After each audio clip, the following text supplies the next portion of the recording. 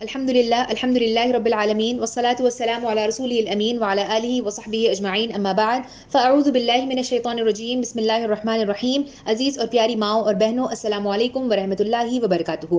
جیسے کہ ابھی آپ نے سماعت فرمایا، جس عنوان پر میں آج اظہار خیال کرنے جا رہی ہوں وہ ہے سیرت حضرت امام احمد بن حنبل رحمۃ اللہ علیہ. عزیز سامعین کرام، کل کے سیشن میں ہم نے ائمہ اربعہ کے تیسرے امام حضرت امام شافعی رحمۃ اللہ علیہ کی سیرت کو پڑھا اور دیکھا کہ کیسے آپ کئی سارے علوم کا ایک مکمل مجموعہ تھے اور آپ نے تمام علوم کے ساتھ ساتھ اسلامی علم میں بھی عبور حاصل کیا اور وہ کنٹریبیوشن کر دیا جو ہم تمام کے لیے ایک بہترین نمونہ ہے، ایک بہترین آئیڈیل ہے، ایک بہترین مثال ہے اور ہم سب کے لیے ایگزمپلری ہے. آئیے آج ہم اسلامی اسکول آف تھاٹ کے چوتھے اور آخری امام حضرت امام بن احمد بن حنبل رحمۃ اللہ علیہ کی سیرت پر روشنی ڈالتے ہیں اور دیکھتے ہیں کہ کس طرح آپ نے دنیا والوں کے لیے ایک مثال قائم کر دی اور کیا نقوش آپ نے اس دنیا میں چھوڑ دیے تھے.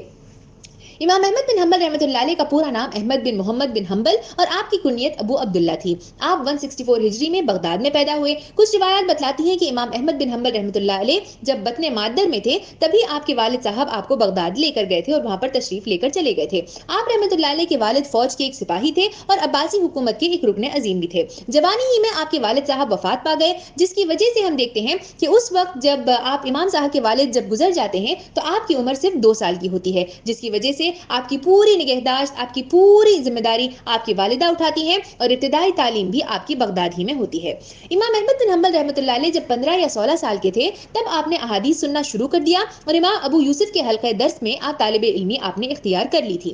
پھر آگے جب دوسرے محدثین آئے تو آپ نے دوسرے محدثین جنہیں احادیث کا علم تھا ان کے پاس بھی آپ گئے اور آپ نے ان کے پاس سے بھی استفادہ حاصل کرنے کی کوشش کی. قریباً 196 ہجری میں آپ یمن جا کر عبد الرزاق محدثی صاحب سے بھی احادیث سنتے ہیں. امام احمد خود فرماتے ہیں کہ میں نے 5 حج کیے جن میں سے 3 حج میں نے پیدل کیے تھے اور ان میں سے ہر ایک میں صرف 20 درہم میں نے خرچ کیے تھے. فرماتے ہیں کہ عجب اتفاق ہے کہ ایک مرتبہ جب میں حج کے لیے نکلا تھا اور پیدل وہاں پر چل رہا تھا تو میں راستہ بھول گیا تھا. تبھی میں نے ایک حدیث کے ایک ٹکڑے کو پڑھنا شروع کر دیا اور اسی کے درمیان فوراً مجھے راستہ مل گیا تھا. اس کے بعد پھر آپ کوفہ کی طرف روانہ ہو جاتے ہیں علم حاصل کرنے کے لیے اور مالی حالات کے اچھے نہ ہونے کی وجہ سے آپ کا حالت اس حال کو پہنچ گیا تھا اور اتنی مشکلات کے ساتھ آپ زندگی بسر کر رہے تھے کہ آپ کے سر کے نیچے تکیے کی بجائے آپ کی ایک اینٹ ہوتی تھی. سبحان اللہ، علم حاصل کرنے کے لیے اتنی تڑپ، اتنی چاہ، اتنی کوشش ان کے اندر تھی جس کے لیے آپ ہر مشکل، ہر ڈیفیکلٹی، ہر مسئلے کو فیس کرنے کے لیے تیار تھے. لیکن علم حاصل کرنا آپ کی زندگی کا واحد مقصد بن گیا تھا. آپ کی تنگحالی کا اندازہ اس بات سے لگائیے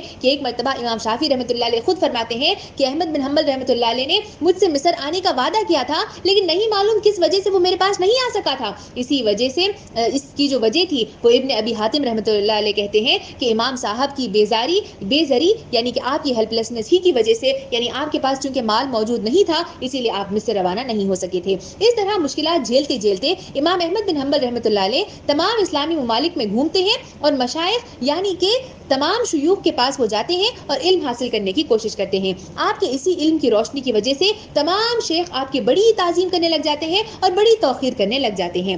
آپ کے شیوخ کی جہاں تک ہم تذکرہ کرتے ہیں، آپ کے جو اساتذہ تھے ان کے تعلق سے جب ہم بات کرتے ہیں تو اس میں ایک نمایاں نام جس کا آتا ہے وہ ہے حضرت امام شافعی رحمۃ اللہ علیہ کا ہمیں ملتا ہے.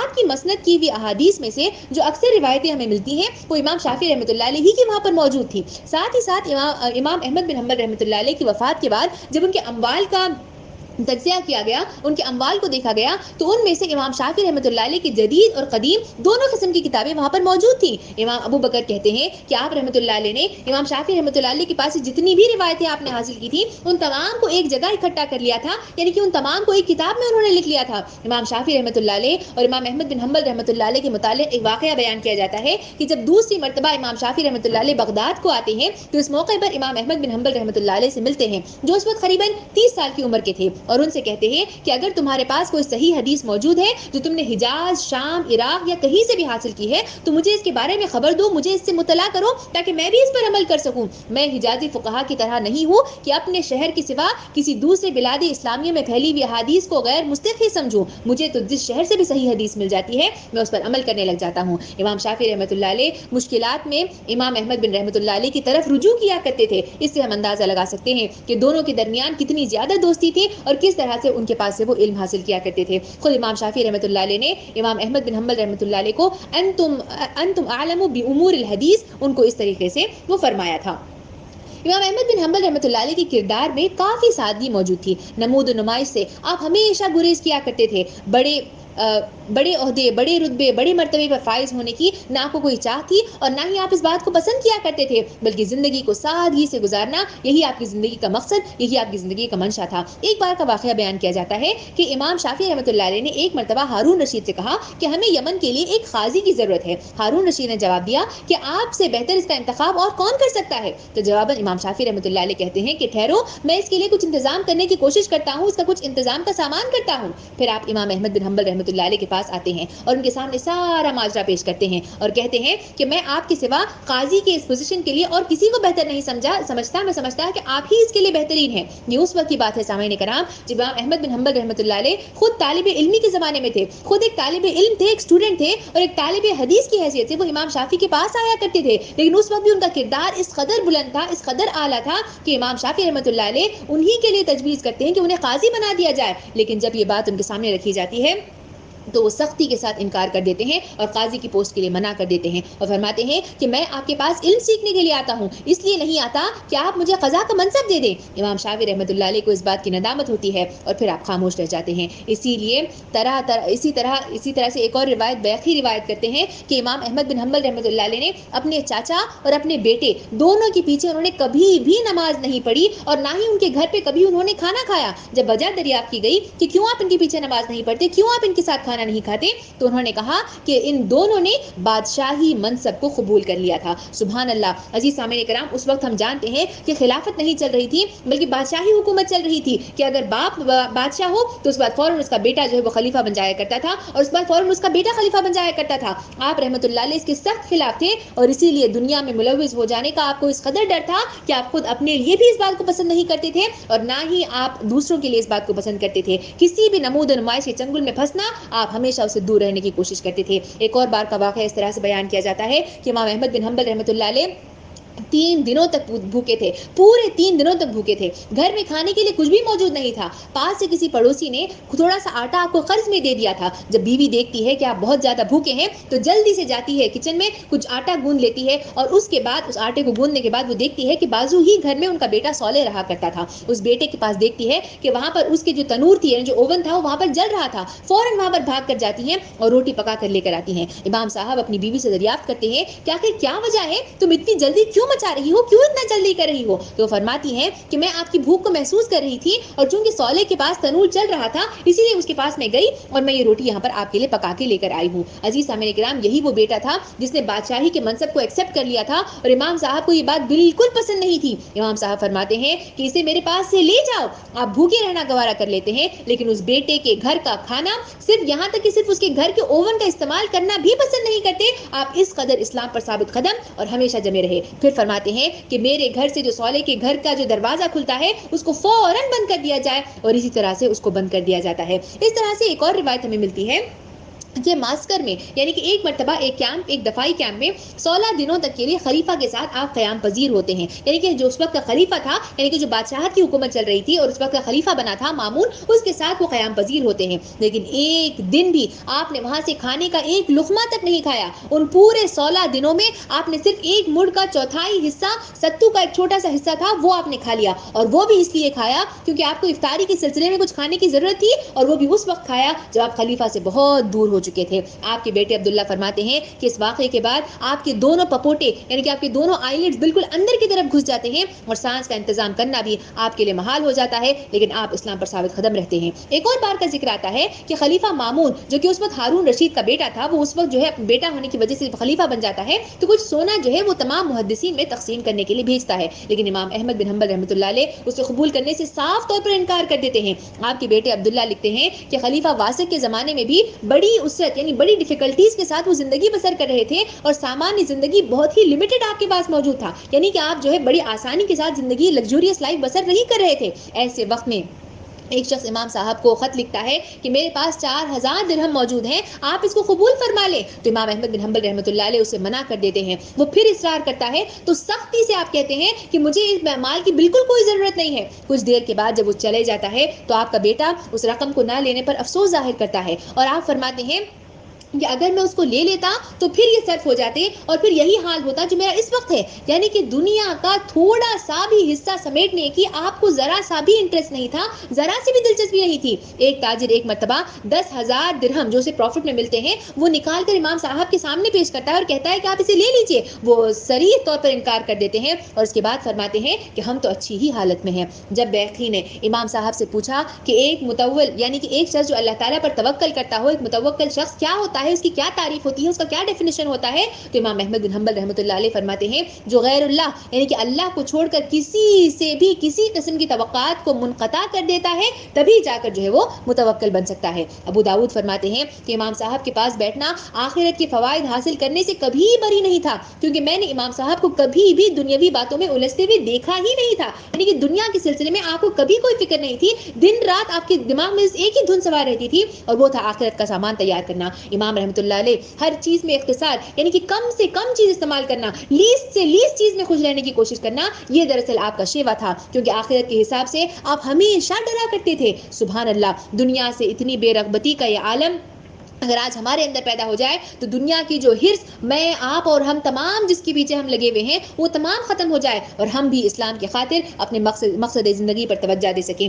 یہی وہ دنیا ہے عزیز سامعین کرام جس کے سلسلے میں حدیث مبارکہ میں آتا ہے کہ اللہ کے رسول صلی اللہ علیہ وسلم نے ارشاد فرمایا کہ میرے بعد میں تم لوگوں کے درمیان شرک میں مبتلا ہونے سے نہیں ڈرتا, بلکہ اس بات سے ڈرتا ہوں کہ دنیا کو تمہارے سامنے وسیع کر دیا جائے گا اور تم اس میں ملوث ہو جاؤ گے. جب وقت کے رسول صلی اللہ علیہ وسلم ہمارے آقا محمد مصطفیٰ صلی اللہ علیہ وسلم کو شرک سے زیادہ وہ شرک جو کہ گناہ کبیرہ ہے اس میں شامل ہونے سے زیادہ جب آپ کو اس بات کا ڈر تھا کہ انسان دنیا میں مبتلا ہو جائے گا, تو ہم اندازہ لگا سکتے ہیں کہ دنیا کتنی اسٹرانگ ہے, کتنی اسٹرانگ میگنیٹک پاور کو اپنے اندر رکھتی ہے. اس کے باوجود امام احمد بن حنبل رحمۃ اللہ علیہ نے اس بات کو ثابت کر دیا کہ انسان اگر چاہے تو دنیا میں رہ کر دنیا کی چیزوں سے لا تعلقی ظاہر کرتے ہوئے بھی ایک ایمان افروز زندگی گزار سکتا ہے. پھر آگے چل کر جب ہم آپ کی سیرت کا مطالعہ کرتے ہیں تو ہمیں یہ بات معلوم ہوتی ہے کہ امام احمد بن حنبل رحمۃ اللہ علیہ خدا ترسی کی, تقوی کی ایک بہترین مثال تھے, ایک بہترین نمونہ تھے. ایک بار کا واقعہ بیان کیا جاتا ہے کہ آپ رحمۃ اللہ علیہ اپنے پاس موجود ایک خواب آپ کے پاس تھا جو آپ کو کچھ پیسوں کی ضرورت تھی, تو کچھ دنوں کے لیے آپ ایک غیر مسلم شخص کے پاس اسے مارگیج کے طور پر یعنی کہ رہن کے طور پر رکھ دیتے ہیں.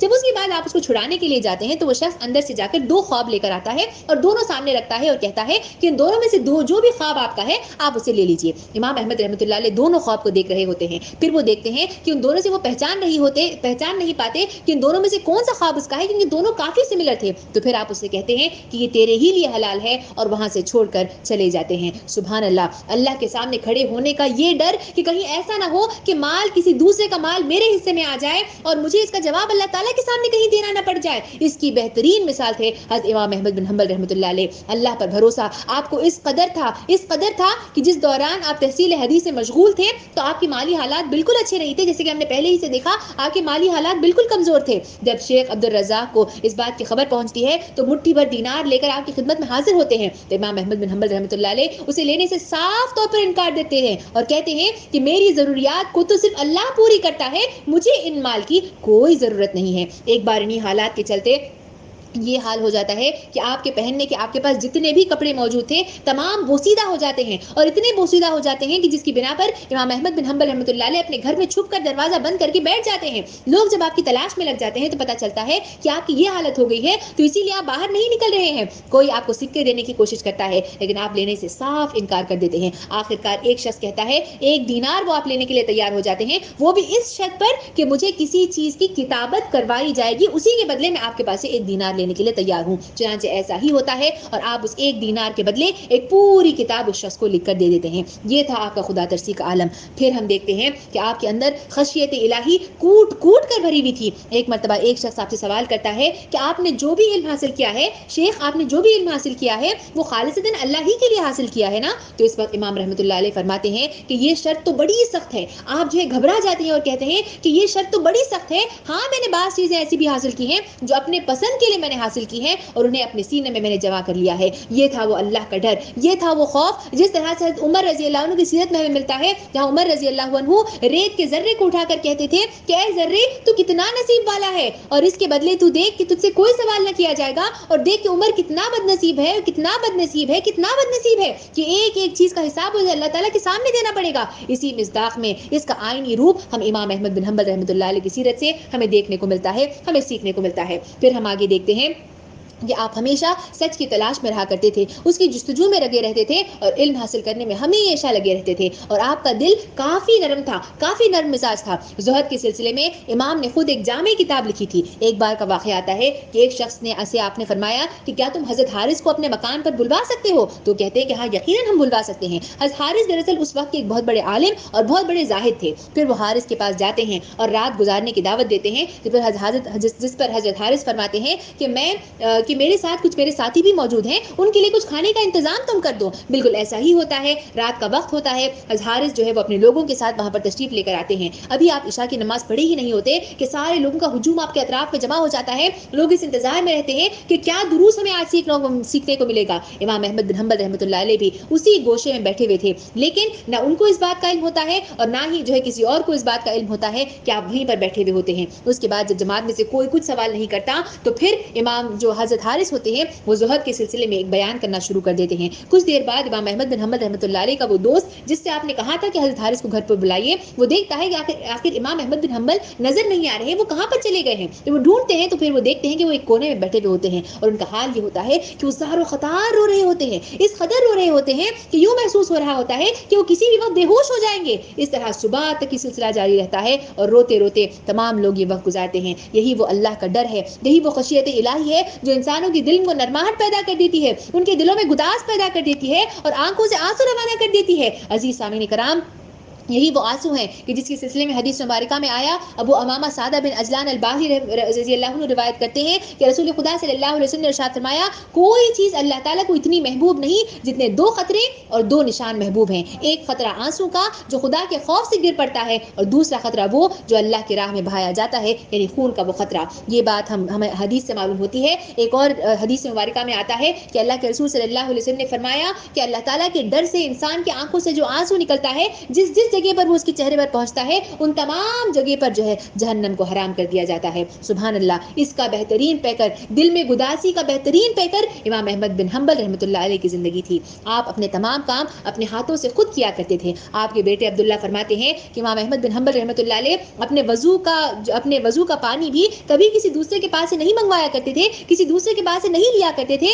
بلکہ خود ڈول کو اپنے ہاتھوں سے کنویں میں ڈالتے, اور اس کے بعد جب وہ باہر نکلتا تو کنویں سے ڈول باہر نکالتے ہی الحمدللہ کہا کرتے تھے. جب کسی نے آپ سے پوچھا کہ آپ الحمدللہ کیوں کہتے ہیں, اس کا کیا سبب ہے, تو آپ قرآن کی آیت تلاوت فرماتے جو سورہ ملک کی آیت نمبر 30 ہے, ان اصبح ماؤکم غورا فمن یأتکم بماء معین, کہ کبھی تم نے یہ سوچا کہ اگر تمہارے کنووں میں پانی زمین میں اتر جائے تو کون ہے جو اس پانی کی بہتی ہوئی سوتیں تمہارے لیے نکال لے. تو اس آیت کو وہ پڑھتے اور اللہ تعالیٰ کا شکر ادا کیا کرتے تھے. پھر ہم آگے دیکھتے ہیں کہ آپ کی زندگی عاجزی اور انکساری کی بھی ایک بہترین مثال تھی. جتنا بھی علم آپ کے پاس موجود تھا, اس کے بعد بھی آپ کبھی فخر میں مبتلا نہ ہوئے, آپ نے کسی بات کا فخر نہ کیا. ایک بار کا واقعہ بیان کیا جاتا ہے کہ امام احمد بن حنبل رحمۃ اللہ علیہ کے پاس ایک شخص آتا ہے اور عرض کرتا ہے کہ میری ماں مدتوں سے بیمار ہے اور 20 برس سے وہ بستر ہی پر لیٹی ہوئی ہے, یعنی کہ جو ہے وہ بیڈ ریسٹ ہی پر موجود ہے. مجھ کو اس نے آپ کے پاس بھیجا ہے تاکہ آپ اس کے لیے کچھ دعا کر سکیں. یہ کہنا تھا. اگر تصور کیجئے اگر کوئی بھی دوسرا شخص ہوتا تو پھر وہ اپنی بڑائی کا ظاہر کرتا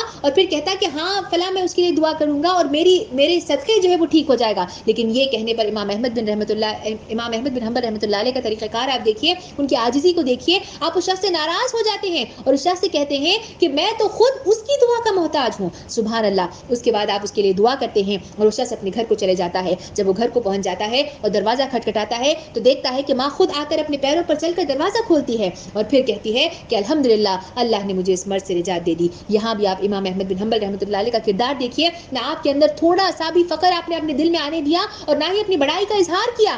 آج اہل علم میں اس بات کی کمی پائی جاتی ہے. تھوڑا سا علم ہمارے پاس آ جاتا ہے تو ہم اپنے آپ کو بہت ہی بلند سمجھنے لگ جاتے ہیں. حالانکہ بلند کون ہے اس کا جواب تو قیامت ہی کے دن اللہ تعالیٰ کے سامنے پیش کیا جائے گا. پھر اس کے بعد ہم آگے دیکھتے ہیں کہ امام احمد بن حنبل رحمۃ اللہ علیہ فرمایا کرتے تھے کہ فقر یعنی پاورٹی پہ انسان کو صبر کرنا چاہیے. یہ ایک ایسا عظیم مرتبہ ہے جسے اکابر کے سوا کوئی نہیں پا سکتا. اور فرماتے ہیں کہ فقر غنا سے افضل ہے کیونکہ اس پر صبر کرنا بڑی ٹیڑھی کھیر ہے اور کسی نعمت کی مل جانے کے بعد شکر ادا کرنے سے زیادہ افضل اور اولا ہے. آزمائش کے سلسلے میں امام احمد بن حنبل رحمۃ اللہ علیہ کا اسٹینڈ آپ دیکھیے. ایک شخص نے آپ رحمۃ اللہ علیہ سے پوچھا کہ کیا آزمائشیں آپ کو راستے سے روک دیتی ہیں, کیا آپ کا راستہ نہیں روکتی ہیں؟ تو انہوں نے کہا کہ اللہ کی قسم اگر آزمائش نہ ہو تو راستہ مشکوک ہو جائے. یعنی کہ اگر آپ کی زندگی میں کوئی آزمائش نہ ہو تو اس کا مطلب ہے کہ آپ جس راستے پر چل رہے ہیں وہ راستہ مشکوک ہو گیا ہے. بے شک اللہ تعالیٰ جس چیز کے ساتھ آزماتا ہے تو اس میں خیر ہی ہوتی ہے. اگرچہ ہم اس کے برعکس سوچیں, اپنے دل کو اس بات سے راحت دو اگر آزمائش نہ ہوتی تو یوسف علیہ السلام اپنے والد کی گود ہی میں رہتے, آزمائشوں ہی نے انہیں عزیز مصر بنا دیا تھا. پھر ہم آگے چل کر دیکھتے ہیں آپ رحمۃ اللہ علیہ کی زندگی آزمائش کا ایک مکمل نمونہ تھی. لیکن آپ کی ان تمام آزمائشوں میں سب سے کٹھن مرحلہ جو آتا ہے, جو آپ کی زندگی کا سب سے بڑا اور سب سے اہم اور سب سے امپورٹنٹ واقعہ ہے, وہ دراصل فتنہ خلق قرآن کا وہ فتنہ تھا.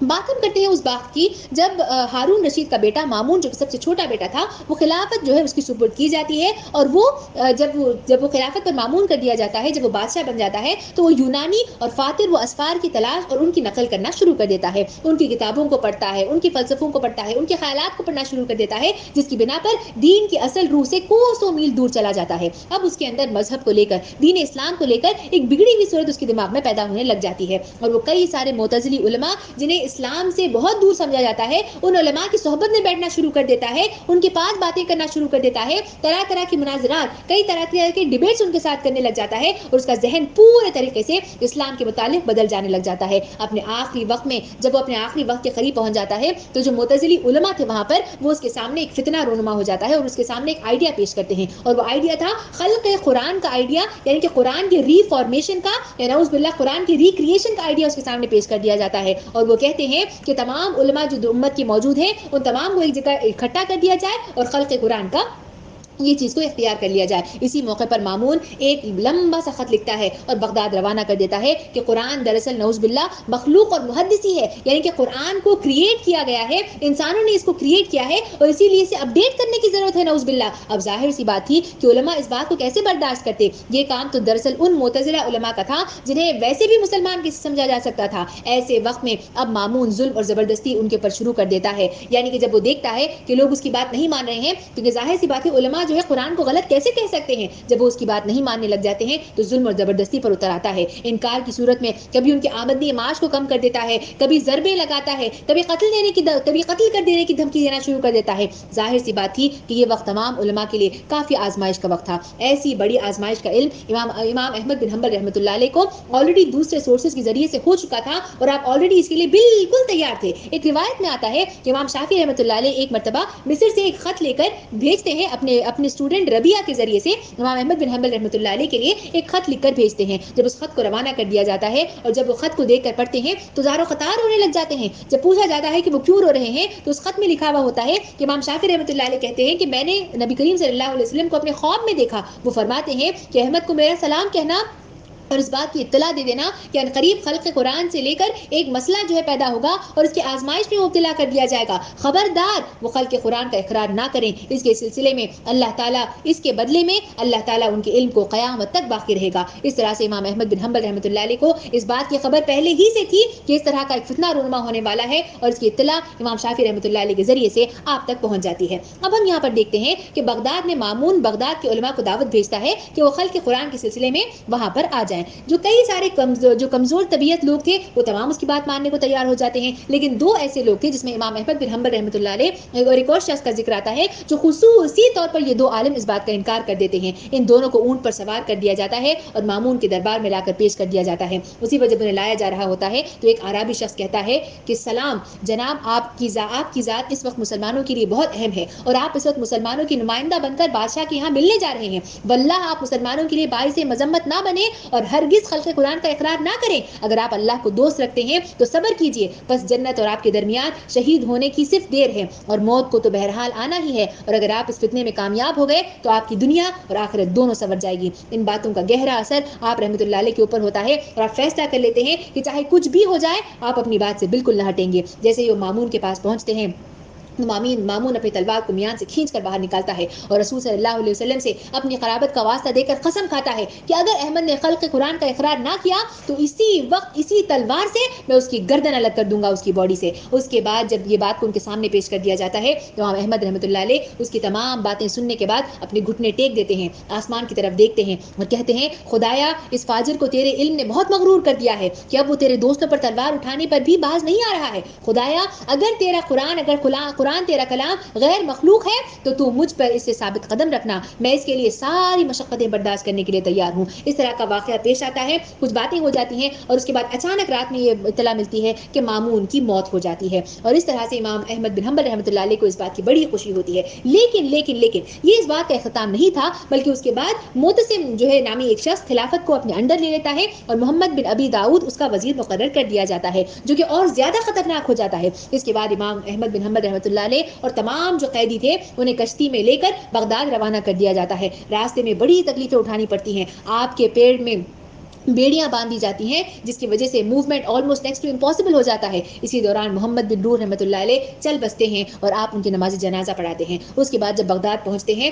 تو قریباً کچھ روایتوں میں آتا ہے 18 مہینے, کچھ روایتوں میں آتا ہے 30 مہینے تک آپ کو قید میں بند کر کے رکھ دیا جاتا ہے. آخرکار معتصم قید خانے سے انہیں نکالنے کا حکم دیتا ہے اور اس کے بعد انہیں وہاں سے باہر نکال دیا جاتا ہے. جب وہاں سے باہر لے کر آ رہے ہوتے ہیں تو خود امام احمد بن حنبل رحمۃ اللہ علیہ فرماتے ہیں کہ بڑی تکلیف میں تھے, ان کے پیروں میں بیڑیاں باندھی ہوئی تھی, انہیں اپنا پیر اٹھا کر جو ہے سواری کے اوپر رکھنا بھی بہت دشوار ہو رہا تھا, لیکن کسی نہ کسی طریقے سے وہ پیر رکھتے ہیں اور وہاں پر جا کر پہنچ جاتے ہیں. تصور کیجئے سامعین کرام, ایسے مشکل حالات میں انہیں جب لے کر آیا جاتا ہے اور پھر سے انہیں وہاں پر بند کر دیا جاتا ہے, اس سے پہلے کہ انہیں بادشاہ کے سامنے پیش کر دیا جائے, تو وہاں بالکل گھپ اندھیرا ہوتا ہے, کہیں کوئی روشنی نہیں ہوتی. ایسے حالات میں بھی آپ کا جب نماز کا وقت ہو جاتا ہے تو آپ اپنے ہاتھ کو مارنے کی کوشش کرتے ہیں اور دیکھتے ہیں کہ کہیں کوئی پانی تو موجود نہیں ہے. جب کچھ پانی ملتا ہے تو فوراً آپ وضو کر لیتے ہیں اور وضو کرنے کے بعد نماز کرتے ہیں اور فوراً اللہ تعالیٰ کا شکریہ بھی ادا کرتے ہیں. اب اس کے بعد انہیں معتصم کے سامنے لا کر پیش کر دیا جاتا ہے, جب آپ ان سے پوچھتے ہیں کہ امیر المومنین بتائیے آپ کو آپ کی ابن عم نے کس چیز کی طرف بلایا ہے, تو معتصم کہتا ہے لا الہ الا اللہ کی طرف اس نے مجھے بلایا ہے. تو پھر آپ رحمۃ اللہ علیہ جو ہے ایک پوری حدیث کے سامنے فرماتے ہیں اور بتاتے ہیں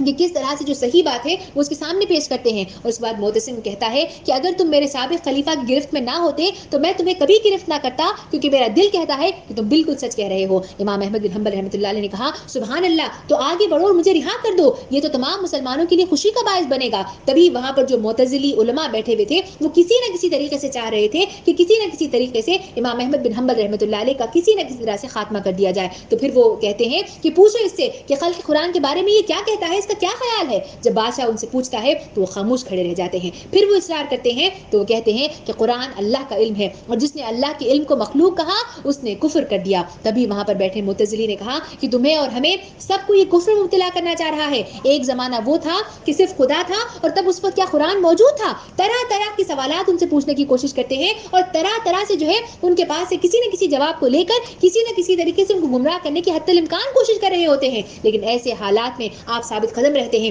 اپنی بات کو ثابت کرنے کی حتی الامکان کوشش کرتے ہیں, لیکن اپنی بات سے ٹس سے مس نہیں ہوتے اور قرآن کے خلق کے لیے آپ بالکل راضی نہیں ہوتے. تبھی فوراً کوڑے مارنے والے کو بلایا جاتا ہے اور حکم دیا جاتا ہے کہ ان کو کوڑے مارے جائیں. تو پھر اس وقت وہ پکار اٹھتے ہیں اور کہتے ہیں, اس خلیفہ سے کہتے ہیں کہ اے امیر المومنین کیا میں مسلمان نہیں ہوں. ایک لمبی سی تقریر پیش کرتے ہیں جس پہ کہتے ہیں کہ کیا میں مسلمان نہیں ہوں, کل قیامت کے دن جب اللہ تعالیٰ کے سامنے آپ کو پیش کیا جائے گا تو آپ کیا جواب دیں گے. اس طرح چند احادیث جب اس کے سامنے رکھتے ہیں تو معتصم کا دل پگھلنے لگ جاتا ہے, اور پھر وہ کہنے ہی والا ہوتا ہے کہ کوڑے نہ مارو, لیکن وہاں پر جو معتزل علماء بیٹھے ہوئے ہوتے ہیں وہ اثر انداز نہیں ہونے دیتے, فوراً حکم دیتے ہیں اور کہتے ہیں کہ امیر المومنین یہ شخص تو کافر ہے, کافر ہے, کافر ہے, اس کو نہ چھوڑے بلکہ اس کو کوڑے برسائے جائیں, زور زور سے کوڑے برسائے جائیں. اور تبھی زور زور سے کوڑے آپ پہ برسنے لگ جاتے ہیں, اتنی زور سے برستے ہیں کچھ دیر بعد آپ بے ہوش ہو جاتے ہیں. پھر اس کے بعد جب آپ کو ہوش آتا ہے, آنکھیں کھولتے ہیں, تو معتصم کہتا ہے کہ تم میری بات مان لو, میں تم کو رہا کر دوں گا یہاں سے. یعنی اس بات کو مان لو کہ قرآن جو ہے وہ دراصل خلق قرآن کا جو فتنہ اور رونما ہو رہا تھا اس بات کو تم مان لو. وہ کہتے ہیں کہ نہیں, میں اس بات کو ہرگز نہیں مانوں گا.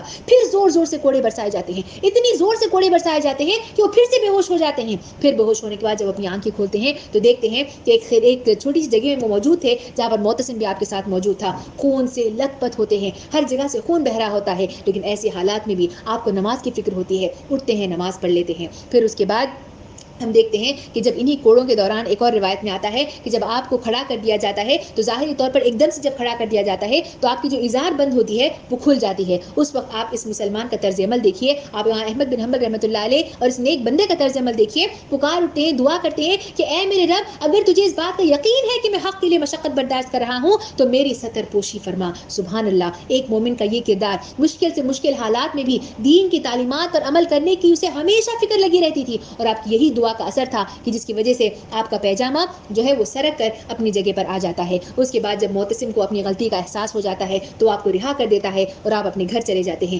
گھر آنے پر جراح نے مضروب مقامات دیکھے تو مردہ گوشت جہاں پر موجود تھا اسے کاٹ کر ان کے بدن سے الگ کر دیا, اور پھر کئی ساری مرہم پٹی ان کے بدن پر کی گئی. اس دوران آپ کو اس قدر تکلیفیں دی گئی, اس قدر تکلیفیں دی گئی کہ جن کا درد آپ کو وفات تک رہا. معتصم کو اس بات کی کافی ندامت ہوتی ہے, کئی بار وہ چیک کرنے بھیجتا ہے کہ وہ کس طرح سے امام رحمۃ اللہ علیہ کی حالت ہے. اس وقت امام احمد رحمۃ اللہ علیہ کی سیرت آپ دیکھیے, ان کا کردار آپ دیکھیے, ان کا خوبصورت کردار آپ دیکھیے کہ آپ تمام لوگوں کو معاف کر دیتے ہیں سوائے اس معتزل عالم کے کہ جو خلق قرآن کی بات پر اٹل رہے. اور پھر بار بار آپ یہ آیت تلاوت فرماتے اور کہتے کہ سورہ نور کی آیت نمبر 22 ہے, وَلْيَعْفُوا وَلْيَصْفَحُوا أَلَا تُحِبُّونَ أَن يَغْفِرَ اللَّهُ لَكُمْ وَاللَّهُ غَفُورٌ رَحِيمٌ. يَغْفِرَ اللَّهُ لَكُمْ وَاللَّهُ غَفُورٌ رَحِيمٌ. فرمایا انہیں معاف کر دینا چاہیے اور درگزر کرنا چاہیے. کیا تم نہیں چاہتے کہ اللہ تمہیں معاف کرے؟ اور اللہ کی صفت یہ ہے کہ وہ غفور اور رحیم ہے. اس طرح آپ رحمۃ اللہ علیہ نے ایک بہت بڑا فتنہ رونما ہونے سے بچا لیا, اور ایک نئے دین کی بنیاد ڈالنے سے پہلے ہی سے اس کی فاؤنڈیشن ہی پہ اس کا خاتمہ کر دیا. پھر آپ واپس جب لوٹتے ہیں تو درس دروس کے کام میں پھر سے بزی ہو جاتے ہیں. زندگی بھی اس طرح سے گزارتے ہیں کہ بس تھوڑی سی زمین اور چھوٹی سی آمدنی, 17 دینار کے ساتھ آپ زندگی گزار رہے ہوتے ہیں. اپنے اہل خانہ کا بھی اسی سے خیال رکھتے ہیں اور بڑی شاکر اور صابر ہو کر اپنی زندگی گزارتے ہیں. کچھ وقت کے بعد آپ مرض الموت میں مبتلا ہو جاتے ہیں. آپ مرض الموت کی وجہ سے بستر پر لیٹے ہوئے ہوتے ہیں تو بچوں کو بلاتے ہیں, انہیں دعائیں دیتے ہیں. آپ کا ایک بچہ اس وقت صرف 50 دن قبل پیدا ہوا تھا اور تبھی چلنے لگا تھا. آپ اسے بلاتے ہیں, پیار کرتے ہیں اور فرماتے ہیں کہ اس بڑھاپے میں اس سے میں کیا فائدہ حاصل کروں گا. قربان جائیے سامعین کرام, ایک باپ کا یہ احساس کہ میرا بچہ میرے گزر جانے کے بعد اس کی تربیت کس طرح سے ہوگی اور میں اس کی تربیت نہیں کر پاؤں گا. لوگوں نے ان سے کہا کہ آپ کے لیے آپ کا بیٹا دعائیں خیر کرے گا. آپ کو مرض کا اتنا شدید درد تھا کہ آپ جو ہے اس شدید درد کی وجہ سے کرانے لگ جاتے ہیں. تبھی کوئی شخص آ کر ان سے کہتا ہے کہ مکہ کے بہت بڑے عالم ہیں اور ان کا کہنا ہے کہ مرض میں ہائے اور اس طرح کے ولولے کے باولا نہیں مچایا کرتے. جیسے ہی یہ بات ان کے سامنے کہی جاتی ہے تو آپ فوراً جو ہے ترک کر دیتے ہیں اور کبھی بھی اپنی تکلیف کا اظہار نہیں کرتے. بالکل آخری وقت میں جب آپ کا بیٹا کہتا ہے کہ جب امام احمد بن حنبل رحمۃ اللہ علیہ اپنے آخری لمحات تک پہنچ جاتے ہیں تو پھر جو ہے اچانک سے کہتے ہیں دور رہو دور رہو دور رہو. لوگ پوچھتے ہیں کہ آخر آپ کس سے یہ بات کہہ رہے ہیں, کس کو فرما رہے ہیں دور رہو؟ تو وہ فرماتے ہیں کہ ابلیس گھر کے کونے میں بیٹھا ہوا ہے اور اپنی انگلی اپنے دانتوں میں دبائے ہوئے مجھ سے کہتا ہے کہ احمد تھوڑی دیر کے لیے میرا خیال فراموش کر دے, تھوڑی دیر کے لیے میرا خیال فراموش کر دے. لیکن میں کہتا ہوں ہرگز نہیں, میں اس وقت تک تجھ سے غافل نہ ہوں گا جب تک میری روح میرے جسم سے توحید پر نہ نکلے. پھر فرماتے ہیں کہ مجھے وضو کرواؤ, مجھے وضو کرواؤ, مجھے وضو کرواؤ. اس طرح سے سارا عمل چل رہا ہوتا ہے اور اسی طرح اسی تکلیف کے ساتھ آپ 241 ہجری میں وفات پا جاتے ہیں. انا للہ و انا الیہ راجعون. عزیز سامعین کرام, آپ نے زندگی میں جس طرح سے صبر سے, جس طرح استقامت سے کام لیا, کئی سارے لوگوں نے آپ کے سلسلے میں کئی ساری باتیں کہیں. امام شافعی رحمۃ اللہ علیہ فرماتے ہیں کہ میں نے عراق میں احمد بن حنبل سے بڑھ کر عالم, فاضل, متقی, پرہیزگار کسی کو نہ چھوڑا. بخاری و مسلم کے استاد قطبہ فرماتے ہیں کہ سفیان ثوری رحمۃ اللہ علیہ کے جب انتقال کیا تو تقویٰ مر گیا, شافعی نے وفات کی تو سنت مر گئی, اور احمد بن حنبل رحمۃ اللہ علیہ کی موت کے بعد اصل دین کے مرنے اور بدعت کے شائع ہونے کا اندیشہ ہے. ایک اور روایت میں فرماتے ہیں کہ احمد بن حنبل نے اس امت میں نبوت کے فرائض انجام دیے, یعنی اللہ کی راہ میں ایسا صبر کیا جو نبیوں کا کام تھا. ابو عمر نے ایک دن امام احمد بن حنبل رحمۃ اللہ علیہ کا جب ذکر کیا تو فرمایا اللہ ان پر رحم کرے, اللہ ان پر رحم کرے. دین پر وہ کیسے ثابت قدم رہے, کس قدر ثابت قدم رہے, اور ان کے اوصاف صالحین, صحابہ اور تابعین سے ملتے جلتے تھے. دنیا ان کے سامنے پیش کی گئی تو انہوں نے اسے انکار کر دیا. اسی طرح دین کی ایک نئی صورت میں ان کے روبرو ان کے سامنے جب کیا گیا تو انہوں نے قبول کرنے سے انکار کر دیا اور قدیم اور اصلی دین پر ہی وہ قائم رہے. عزیز سامعین کرام, عزیز اور پیاری ماؤں اور بہنوں, یہ تمام قصے, یہ تمام کہانیوں کو صرف اگلے وقتوں کی کہانیاں سمجھ کر پڑھنا ایک مسلمان کو شیوا نہیں دیتا, ایک مسلمان کا طرز عمل نہیں ہونا چاہیے, بلکہ تمام ائمہ اربعہ کی سیرت ہم تمام کے سامنے ہمیں یہ سکھلاتی ہے کہ علم انسان کے اخلاق اور کردار میں اضافہ کرتا ہے. علم انسان کے لیے روشنی ہے، رہنمائی ہے اور رہنمائی کا کام کرتا ہے.